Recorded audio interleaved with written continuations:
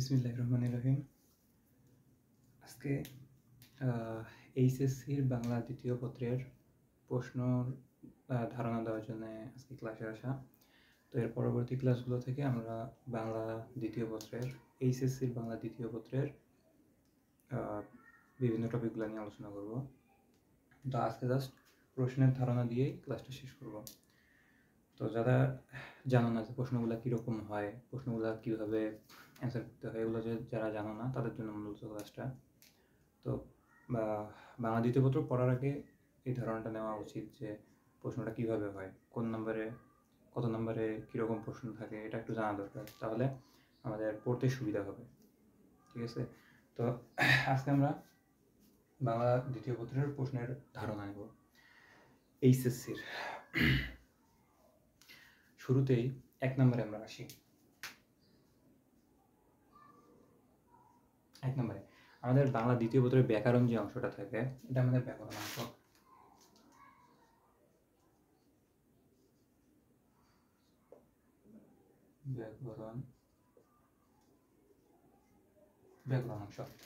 ব্যাকরণ অংশ যেটুকু থাকে ওটার মধ্যে ব্যাকরণ অংশটুকুর মধ্যে যে প্রশ্নগুলো থাকে, যেমন 1, 2, 3, 4 এভাবে যে প্রশ্নগুলো থাকে, প্রত্যেকটার মধ্যে অথবা প্রশ্ন থাকে। অর্থাৎ ক নম্বরে একটা প্রশ্ন দিয়ে দেবে, অথবা দিয়ে খ নম্বরে আরেকটা প্রশ্ন দিয়ে দেবে। তুমি ক নম্বরের উত্তরও করতে পারো, খ নম্বরের উত্তরও করতে পারো, আর মার্ক থেকে 5 মার্ক করে। তো তুমি চাইলে ক নম্বরের উত্তর করতে পারবা, খ নম্বরের উত্তর করতে পারবা। তো কীরকম করে প্রশ্নগুলো থাকে আমরা একটু দেখে নিই। শুরুতেই আমাদের 1-এর ক নম্বরে যে প্রশ্নটা থাকে সেটা হচ্ছে উচ্চারণের নিয়ম থাকে।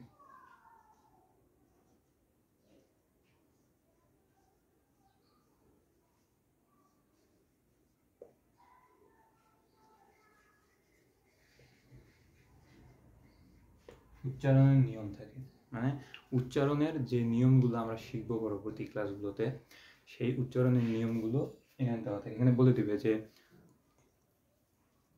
দিবে ব ফলার উচ্চারণ লেখো, ব ফলার উচ্চারণের 5টি নিয়ম উদাহরণ সহ লেখো। এরকম প্রশ্নগুলো দেওয়া থাকবে। এখানে থাকবে 5 মার্ক, এখানে থাকবে কত 5 মার্ক দেওয়া থাকবে। ক নাম্বার এখানে অথবা দেওয়া থাকবে, আবার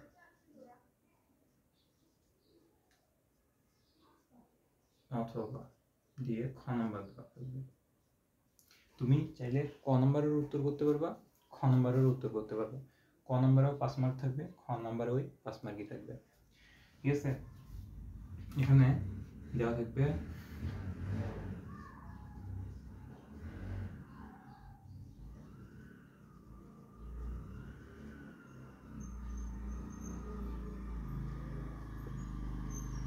পাঁচটি শুদ্ধ উচ্চারণ লেখো। অর্থাৎ তোমাকে এখানে প্রশ্ন করে দিয়ে দেবে যে কোনো 5টি বানানের শুদ্ধ উচ্চারণ লেখো। এখানে নিচে তোমাকে মনে করো যে 5টা বানান দিয়ে দেবে, 5টা না 5টারও অধিক দিবে। অনেকগুলো তোমাকে শব্দ দিয়ে দেবে যেগুলো শুদ্ধ উচ্চারণের নিয়ম তোমাকে লিখতে হবে, শুদ্ধ উচ্চারণগুলো তোমাকে লিখতে হবে। এখানে মনে করো তোমাকে দিয়ে দিল বর্ণ। এরকম আরো অনেক মনে করো যে শব্দ দেওয়া থাকবে, অনেকগুলো না কয়েকটা শব্দ দেওয়া থাকবে, তার মধ্যে থেকে 5টা তোমাকে লিখতে হবে। 5টা তোমাকে লিখতে হবে। যেমন এখানে বর্ণ দেওয়া আছে, এখানে তোমাকে লিখতে হবে বর্ণ, এভাবে লিখতে হবে। এটা হচ্ছে তোমার শুদ্ধ উচ্চারণের মনে করো যে নিয়ম। শুদ্ধ উচ্চারণটা তোমাকে এখানে লিখতে হবে 5টা। তো এটা হচ্ছে আমাদের খ নম্বর। তুমি চাইলে ক নম্বরের উত্তর করতে পারবে, খ নম্বরের উত্তর করতে পারবে। ক নম্বরে থাকবে উচ্চারণের নিয়মগুলো লিখতে বলবে, আর খ নম্বরে শুদ্ধ উচ্চারণটা লিখতে বলবে। বুঝতে পারলাম? ক নম্বরে উচ্চারণের নিয়ম লিখতে বলবে, খ নম্বরে নিয়ম না, শুদ্ধ উচ্চারণটাই লিখতে হবে। যেকোনো 5টা, এখানেও 5টা নিয়ম লিখে 5টা নিয়মের উদাহরণ দিতে হবে। তো অনেক সময় এটা করতে গিয়ে অনেকের ভুল হয়ে যায়, এটা অনেকে দেওয়া বেটার মনে করে, অথবা এটা দিলে সময় অপচয় কম হয়, এটা তাড়াতাড়ি করা যায়। তো আমরা যখন পড়বো তখন যার যেটা সুবিধা মনে হবে, তোমরা চাইলে এটাও দিতে পারো, এটাও দিতে পারো, যে কোনো একটা দিবা, সেখানে 5 মার্ক পেয়ে যাবা। ঠিক আছে? আচ্ছা,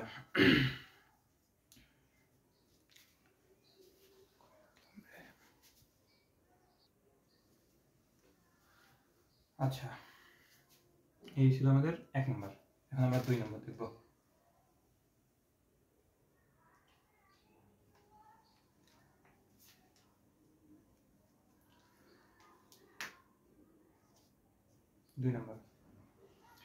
এর আগেরটা ছিল উচ্চারণের নিয়ম, এবার থাকবে বানানের নিয়ম।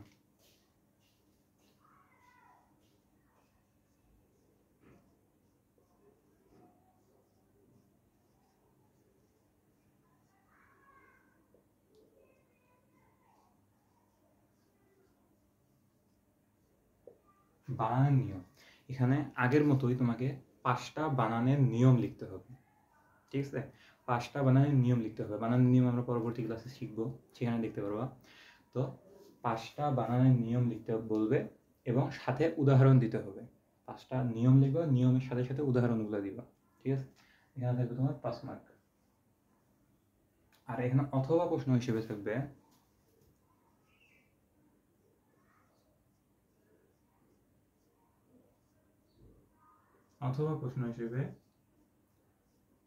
খ নম্বরে শুদ্ধ নিয়ম লিখতে হবে, বানান শুদ্ধ করে লিখতে হবে। এখানে তোমাকে লিখে দিবে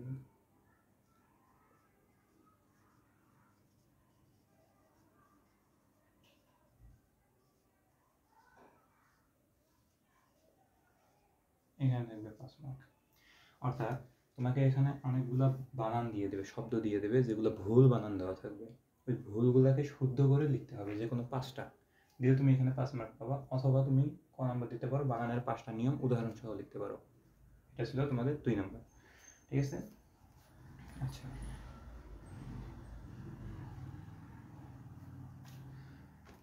এবার আসি 3 নম্বরে। 3-এর ক নাম্বারটার মধ্যে প্রশ্ন দেওয়া থাকবে। প্রশ্ন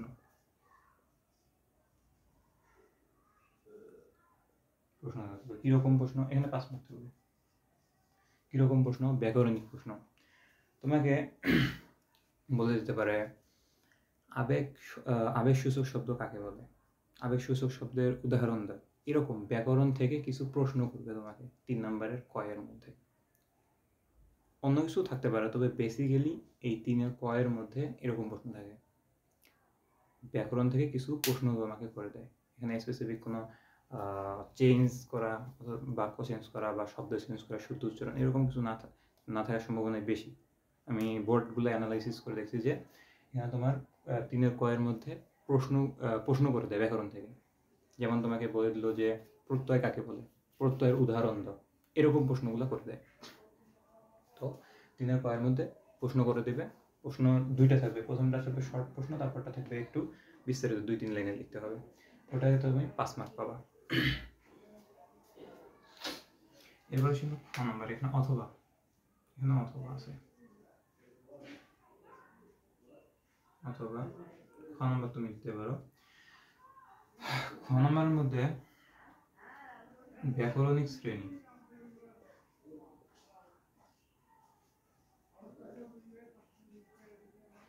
ব্যাকরণিক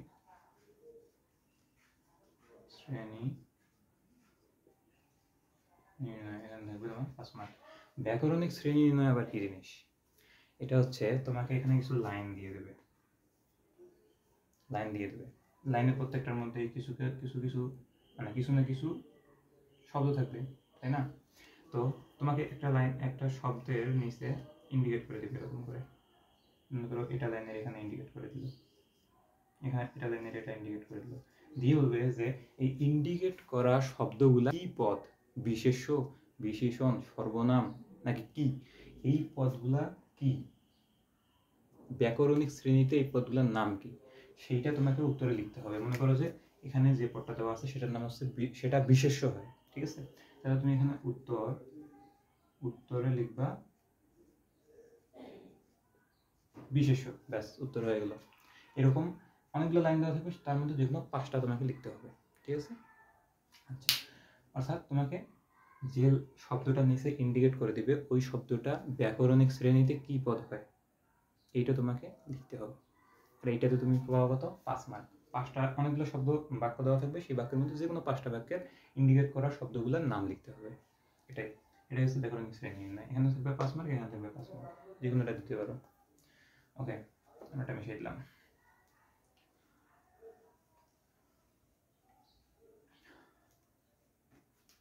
এবার হচ্ছে 4 নম্বরে, আর ফেভারিট নাম্বার 4, মানে সংখ্যাটা আমার ফেভারিট। তো দেখো ক নাম্বার, এখানেও ঠিক 3 নম্বরের মতো তোমাকে প্রশ্ন দিয়ে দেবে। প্রশ্ন এখানে দেখো 5 মার্ক। এখানে তোমাকে ওই সেম রকমের ব্যাকরণ থেকে প্রশ্ন করে দেবে। যেমন বলতে পারে তোমাকে উপসর্গ কাকে বলে, উপসর্গের শ্রেণী বিভাগগুলো লেখো, এই রকমের প্রশ্নগুলো করে দেবে। ওখানে পাবে তুমি কত? 5 মার্ক। ঠিক আছে? আচ্ছা, এরপর আসি আমরা খ নম্বরে।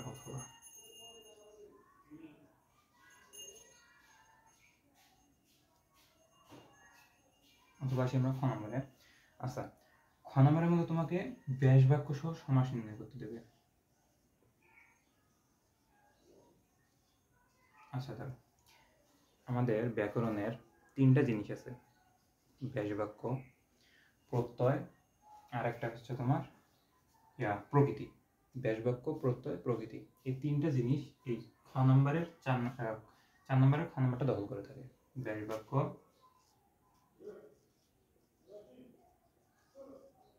প্রকৃতি, প্রত্যয়, এখানে থাকে তোমার 5 মার্ক।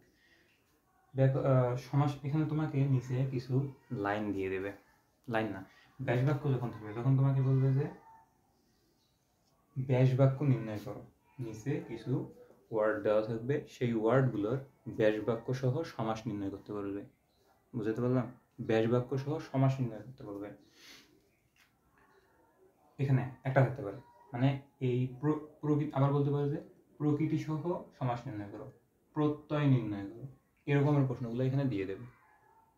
4-এর খর মধ্যে ব্যাস বাক্য, প্রকৃতি, প্রত্যয়, 3টার যে কোনো একটা দিয়ে প্রশ্ন করতে পারে।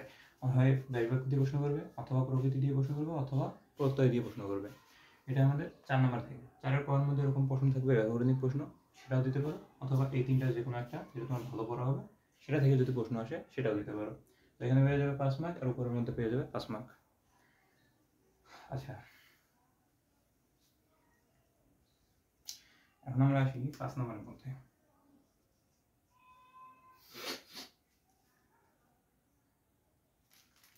বাক্যের শ্রেণী বিভাগ।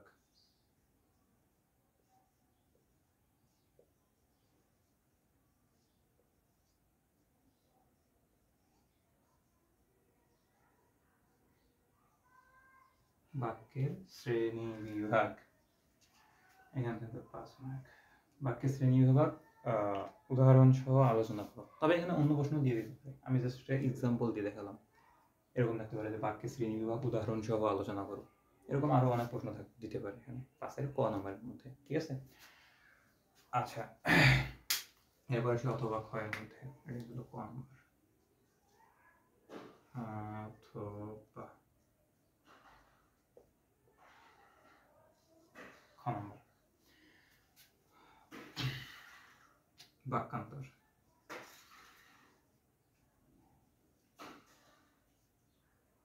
বাক্যান্তর, এখান থেকে 5 মার্ক। বাক্যান্তর জিনিসটা কি, সেটা হচ্ছে তোমাকে এখানে নিচে অনেকগুলো বাক্য দিয়ে দেবে, যে বাক্যগুলো চেঞ্জ করে লিখতে হয়, এগুলোকে বলা হয় বাক্যান্তর। যেমন তোমাকে এখানে দিয়ে দেবে যে, মনে করো যে এখানে অনেকগুলো বাক্য দিয়ে দিচ্ছে, এমন আরো দিয়ে দিছে। ঠিক আছে? তো তোমার মনে প্রথম বাক্যটা একটা দিছে কি, যে পৃথিবী অস্থায়ী।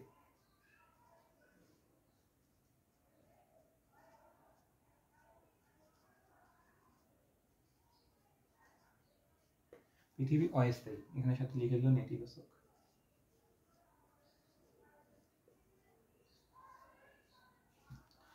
অর্থাৎ এই যে পৃথিবী অস্থায়ী একটা তারা বাক্য দিয়ে দিছে, এই বাক্যটাকে নেতিবাচক বাক্যে রূপান্তর করতে হবে।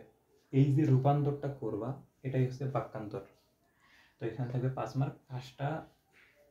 5টা সেন্টেন্সের এরকম চেঞ্জ করতে হবে। ঠিক আছে? আচ্ছা, তাহলে নেতিবাচক শব্দটা কি? পৃথিবী স্থায়ী নয়। উত্তর, পৃথিবী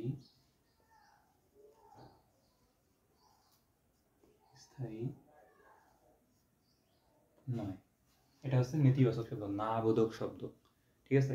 এখানে আরো অনেক চেঞ্জ করে দিতে পারে, সাইডে লিখে দেওয়া থাকবে যে কি অনুযায়ী চেঞ্জ করবে। তো এটাই হচ্ছে তোমাদের বাক্যান্তর। তো আমরা 5 নম্বর মিশিয়ে দিলাম।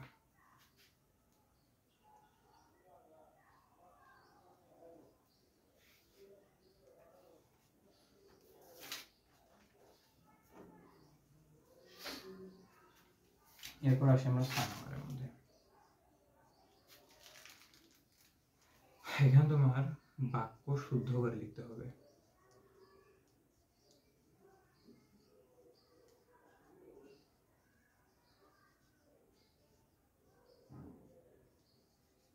বাক্য শুদ্ধ করে লেখো। এখানে থাকবে তোমার 5 মার্ক। যেমন এখানে তোমাকে কয়েকটা বাক্য দিয়ে দিবে, তার মধ্যে যে কোনো 5টা বাক্যকে তোমার শুদ্ধ করে লিখতে হবে। মানে বাক্যগুলো ভুল দেওয়া থাকবে, ভুল বাক্যগুলোকে তোমাকে শুদ্ধ করে লিখতে হবে। এটা থাকবে তোমার 6-এর কয়ের মধ্যে। এটা হচ্ছে বাক্য শুদ্ধ করে লিখো, ঠিক আছে। যেমন আমি একটা উদাহরণ দিই তোমাকে, এক্সাম্পল হিসেবে যেমন এখানে তোমাকে প্রথমে মনে করে দিয়ে দিল 10 চক্রে ঈশ্বর ভূত,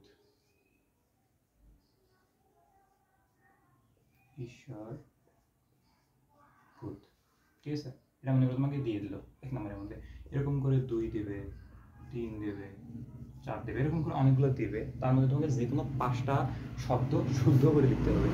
আচ্ছা তোমার বলো তো, এখানে 10 চক্রে ঈশ্বর ভূত, এখানে ভুলটা কোথায় আছে? এটা কিন্তু একটা এই ব্যাপারটা কিন্তু আমরা অনেক জায়গায় দেখছি, এর আগে দেখি নাই? নীতি কথা একটা। তো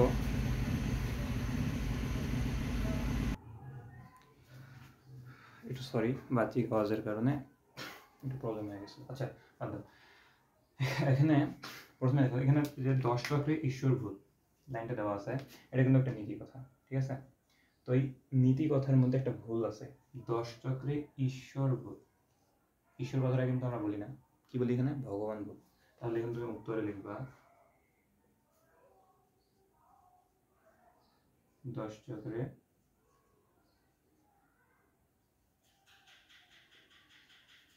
ভগবান। এটা হচ্ছে তোমার কারেক্ট অ্যান্সার। এরকম কিছু বাক্যের মধ্যে ভুল দেওয়া থাকবে, ভুল বাক্যগুলোকে শুদ্ধ করে তোমাকে লিখতে হবে। তাহলে এটা হচ্ছে বাক্যে শুদ্ধ করে লেখা, ঠিক আছে। আচ্ছা, অথবা প্রশ্ন।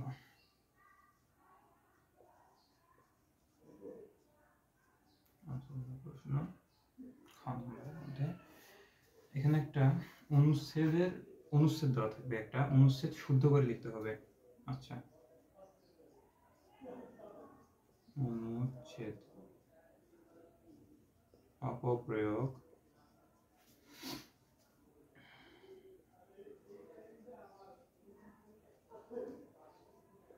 শুদ্ধ করো। এখানে থাকবে 5 মার্ক। অনুচ্ছেদের অপপ্রয়োগ শুদ্ধ করো, এই জিনিসটা হচ্ছে যে তোমাকে একটা অনুচ্ছেদ দেওয়া থাকবে, 4 লাইন 5 লাইনের একটা অনুচ্ছেদ দেওয়া থাকবে, ছোট্ট একটা প্যারা দেওয়া থাকবে। তো ওই প্যারার মধ্যে কিছু ভুল জিনিস দেওয়া থাকবে। দেখা যাবে ওখানে দাড়িটা সঠিক স্থানে নাই, কমাগুলা সঠিক স্থানে নাই, একটা শব্দ বসানো উচিত একখানে, বসাইছে আরেকখানে। এই যে কিছু ভুল দিয়ে একটা অনুচ্ছেদ দেওয়া থাকবে। ওই অনুচ্ছেদের মধ্যে যে অপপ্রয়োগগুলো হয়েছে, ওই অনুচ্ছেদের মধ্যে যে ভুলগুলা হয়েছে, এই ভুলগুলা ঠিক করতে হবে তোমাকে। ঠিক করে এখানে অনুচ্ছেদ একটা দেওয়া থাকবে, এখানে উত্তর দিয়ে ওই ভুলগুলা ঠিক করে তোমাকে লিখতে হবে খাতার মধ্যে। তো এটা হচ্ছে তোমার এই যে অনুচ্ছেদের অপপ্রয়োগ শুদ্ধ করা, ঠিক আছে। তো এটাই ছিল তোমাদের 6 নম্বরের মধ্যে। আর এই যে 6 নম্বরের মাধ্যমে তোমাদের ব্যাকরণ অংশ ফিনিশ, ব্যাকরণ অংশটা শেষ। 7 নম্বর থেকে শুরু হবে তোমাদের নির্মিতি অংশ, অর্থাৎ যেটাকে আমরা রাইটিং পার্ট বলি, নির্মিতি অংশ।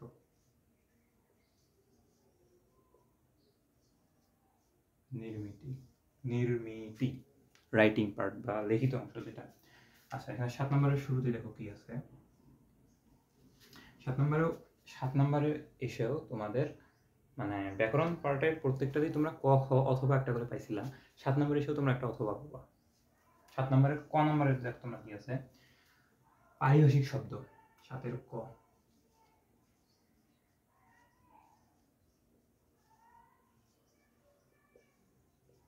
পারিভাষিক শব্দ। পারিভাষিক শব্দ জিনিসটা হচ্ছে যে তোমাকে ইংলিশে কিছু ওয়ার্ড দেওয়া থাকবে এখানে মনে করো যে 7টা বা 10টা ইংলিশে কিছু ওয়ার্ড দেওয়া থাকবে, এরকম আরো দেওয়া থাকবে। তো এই ইংলিশে থাকা ওয়ার্ডগুলোকে বাংলায় রূপান্তর করে তোমাকে লিখতে হবে। এগুলো আর কি অনেকটা মুখস্থের মতো জিনিস। তো আমরা যখন পড়বো তখন আমি দেখাই দেবো যে কীভাবে কী করতে হয়, কিন্তু এটা অনেকটা মুখস্থের মতো জিনিস। কিছু যদি তুমি ইম্পর্টেন্ট কিছু ওয়ার্ড মুখস্থ করো তাহলে সেগুলো সহজেই পরীক্ষায় তুমি নাম্বারটা ক্যারি করতে পারবা। এখান থেকে তোমার 5 মার্ক, এখান থেকে তোমার 10 মার্ক, 10 মার্ক। তার মানে এখানে তোমার 10টারও অধিক দেওয়া থাকবে, তার মধ্যে থেকে তোমাকে 10টা লিখতে হবে। এর মধ্যে থাকবে 10 মার্ক। এটা হচ্ছে পারিভাষিক শব্দ। যেমন মনে করো তোমাকে এক্সাম্পল হিসেবে যদি দেই, এক্সাম্পল হিসেবে উইল মনে করে দেওয়া আছে, উইল শব্দটা, তাহলে এখানে তোমাকে উত্তর লিখতে হবে ইচ্ছাপত্র।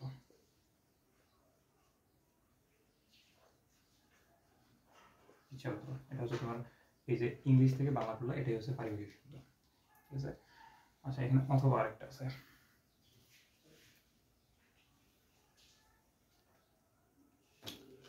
অথবা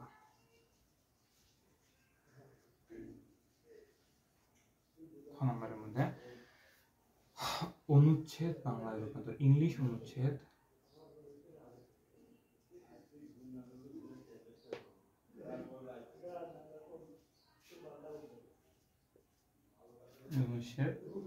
বাংলায় রূপান্তর।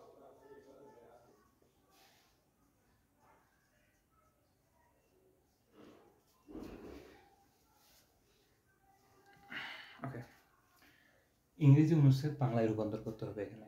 মানে তোমাকে একটা ইংরেজি অনুচ্ছেদ দিয়ে দিবে 4-5 লাইনের, একটা ইংরেজি অনুচ্ছেদ দিয়ে দিবে। এটা থাকবে ইংলিশের একটা অনুচ্ছেদ দেওয়া থাকবে। তোমাকে খাতার মধ্যে উত্তরে এটা বাংলায় রূপান্তর করতে হবে।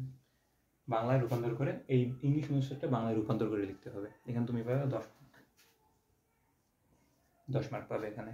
তো তুমি চাইলে পারিভাষিক শব্দও দিতে পারো, খুব সহজে এটা উত্তর করা যায় কম সময়ে, এটা চাইলেও দিতে পারো, কোনো প্রবলেম নেই। এখানেও 10 মার্ক আছে, এখানেও 10 মার্ক আছে, ঠিক আছে। আচ্ছা, এই তোমাদের 7 নম্বর গেল। এখন আমরা 8 নম্বরে দিয়ে চলো।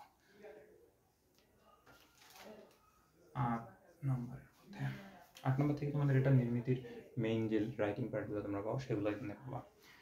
এখানে আছে দিনলিপি, দিনলিপি লিখন।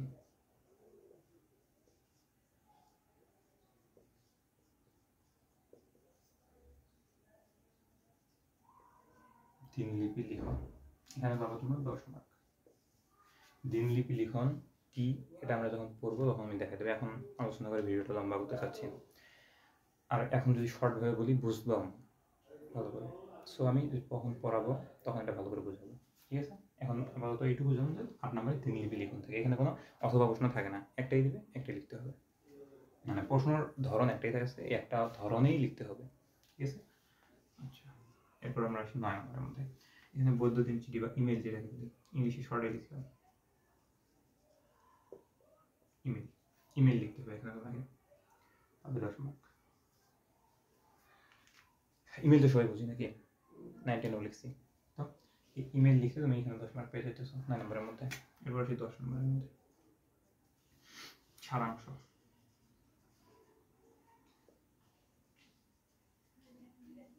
সারাংশ আচ্ছা, একটু মিস্টেক হয়ে গেছে আমার। তোমরা নির্মিতি অংশ এসেও 2টা করেই পার্ট পাবো, আমি একটু মিস্টেক করে ফেলছি, সরি। তোমরা এই নির্মিতি অংশ এসেও 2টা করেই পার্ট পাবো, অথবা একটা প্রশ্ন থাকবে, আমি ভুলে গেছিলাম। অথবা খ নম্বরের মধ্যে এখানে তোমার থাকবে প্রতিবেদন।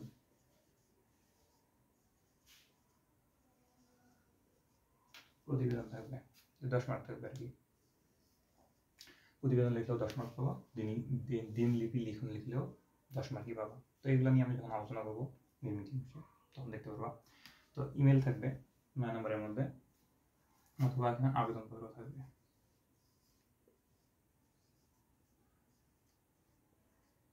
আবেদনপত্র হয় ইমেল দিব, না হয়তো আবেদনপত্র দিবে, এখানে 10 মার্কই থাকবে। এখানে এটা থাকবে ক নম্বরের, এগুলো ছিল কিন্তু ক। আসলে আমার মিস্টেকের কারণে প্রথমে বলতে পারি নাই, ভুলে গেছিলাম আর কি। মানুষ মাত্রই ভুল হয়, তো ব্যাপার না। এখন বলে দিতেছি যে 8 নম্বরে তুমি 2টা করেই অপশন পাবা, একটা হচ্ছে ক নম্বরের অপশন, একটা হচ্ছে খ নম্বরের অপশন। একটা দিনলিপি আর একটা হচ্ছে প্রতিবেদন, সেখানে একটা লিখে 10 মার্ক পেয়ে যাবা। ঠিক সেমভাবে যে 9 নম্বরের মধ্যে তোমার ইমেইল থাকবে, আবেদনপত্র থাকবে, যেখানে একটা লিখে 10 মার্ক পেয়ে যাবে। এখানে সারাংশ থাকবে, ভাব সম্প্রসারণ থাকবে,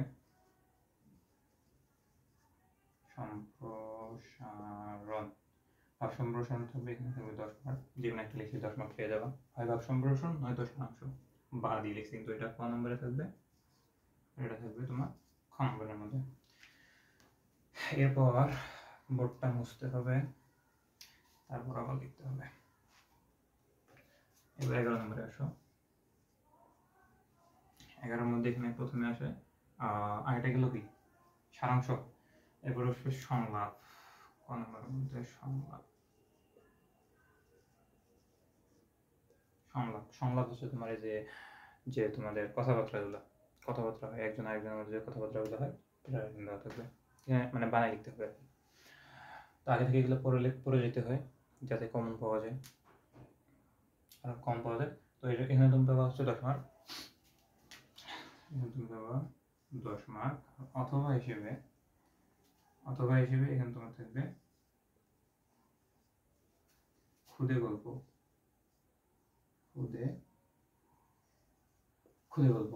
মানে এখানে তোমাকে আমরা ইংলিশে যেমন কমপ্লিটিং স্টোরি করি, একটা প্রথমের 1 লাইন 2 লাইন দেওয়া থাকে, পরবর্তী লাইনগুলো তোমাকে বানিয়ে লিখতে হয়। ঠিক সেম ভাবে এখানে খুদে গল্প 1-2টা লাইন দেওয়া থাকবে, বাকিটুকু তোমাকে লিখতে হবে। তো এটা কিভাবে লিখতে হয় সহজ টেকনিক আমি এটা পড়ানোর সময় বোঝাই দেবো, তোমরা খুব সহজে বুঝতে পারবা। আর অথবা সংলাপ, দুইটাই থাকবে, যে কোনো একটা লিখলেই তুমি 10 মার্ক পেয়ে যাবে, 10 মার্ক পেয়ে লিখতে পারবে, ব্যাপার না। আর 12 নম্বরের মধ্যে বরাবর যেটা থাকে সেটাই রচনা থাকবে। এখানে তুমি পেয়ে যাবে কত 20 মার্ক, একদম টাটকা 20 মার্ক। তুমি যদি ভালো করে লিখতে পারো আর কি। রচনার মধ্যেও রচনার মধ্যে স্যাররা কিছু না কিছু মার্ক কাটে, ঠিক আছে, কিন্তু তবে বেশিরভাগ মার্কও এখানে তোলা সম্ভব, কিছু টেকনিক থাকে। তো যাই হোক, আজকের ভিডিও লম্বা করতে যাইতেছি না, এই ছিল আমাদের প্রশ্নের ধারণা সম্পর্কিত আজকের ক্লাসটা। পরবর্তী ক্লাসগুলোতে আমরা চেষ্টা করবো যে এই যেগুলো নিয়ে আলোচনা করলাম এগুলাই পার্ট করে ভিডিও করে ক্লাসগুলো বুঝে নেওয়ার চেষ্টা করব। তো আজকে এ পর্যন্তই, দেখা হবে নেক্সট কোনো ক্লাসে। তো এটা আমার এইচএসসির বাংলা 2য় পত্র ক্লাস, আর আমি এসএসসি লেভেলের অর্থাৎ 9ম 10ম শ্রেণীর জীববিজ্ঞানটা আমি ভিডিওগুলো দেওয়ার চেষ্টা করতেছি। তো ছোট ভাই বোন এবং তোমরা যারা দেখতেছো এইচএসসির, তোমরা আশা করি আমার পাশে থাকবে আর পরবর্তী ভিডিওগুলোতে। আজকে এই পর্যন্তই, ভালো থাকবে।